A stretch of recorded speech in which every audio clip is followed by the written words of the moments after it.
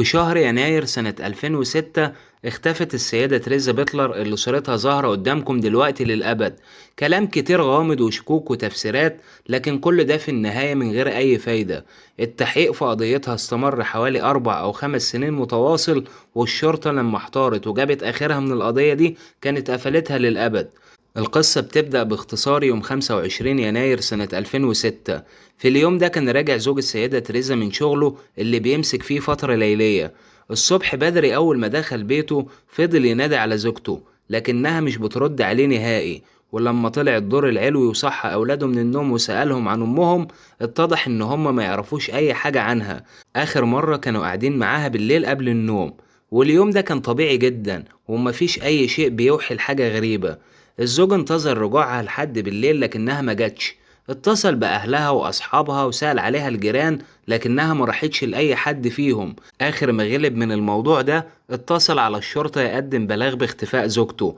ولما المحققين جم علشان يعملوا معاينة للبيت ما لاحظوش أي آثار عنف أو تكسير على الباب.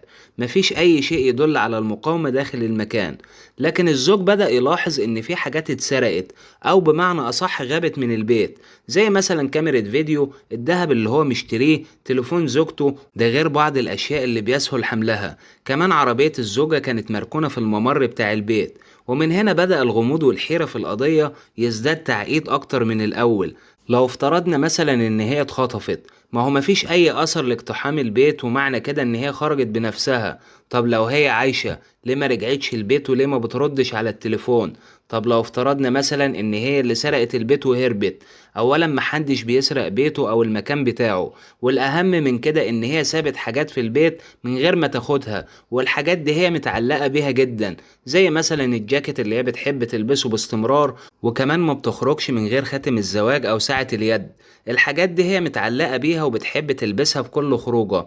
إيه اللي خلاها تسيبها؟ ده حتى كمان أي مشوار لازم تروحوا بالعربية بتاعتها، ليه سابتها في الممر ومشيت من غيرها؟ كل التساؤلات دي كانت محيرة الزوج والشرطة. بدأت كمان الشرطة إن هي تكثف مجهوداتها أكتر من الأول في البحث عن السيدة تريزا، وخلت الإعلام والصحافة يتكلموا عنها.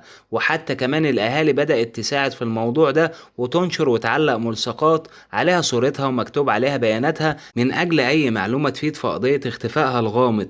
نسيت أقولك إن الشرطة كمان لما عملت تتبع لخط تليفونها لاحظت وجود رقمين مجهولين. خط السيدة تريزا اتصل بيهم واحد يعني كلمه الساعة 3 بالليل، والتاني كلمه الساعة 3 وربع بالليل في نفس يوم الاختفاء. والشرطة كلمتهم فورا. الرقم الأولاني صاحبه قال أنا معرفش الرقم ده بتاع مين. هو فعلا اتصل بيا في وقت متأخر، لكن أنا كنت نايم وما ردتش عليه نهائي. والرقم التاني بتاع ست عجوزة، وقالت للشرطة أول ما رديت على المكالمة فضلت أقول ألو مرحبا كتير جدا، لكن ما كانش حد بيرد عليا أبدا. وطبعا الشرطة اتحققت من كلامهم واتأكدت ان مفيش اي علاقة بتربطهم بالسيدة تريزا. والشرطة لما وصلت للمرحلة دي اخيرا ما كانش قدامها غير الزوج اللي بدأت الشكوك تحوم حواليه. مش معقول يعني ما يعرفش حاجة ابدا او في سر هو مخبيه. تم وضع او اخضاع الزوج لجهاز كشف الكذب، لكن للأسف اتضح ان هو صادق في كل كلمة قالها. كمان تم اثبات وجوده في العمل من خلال شهادة اصدقائه في الشغل.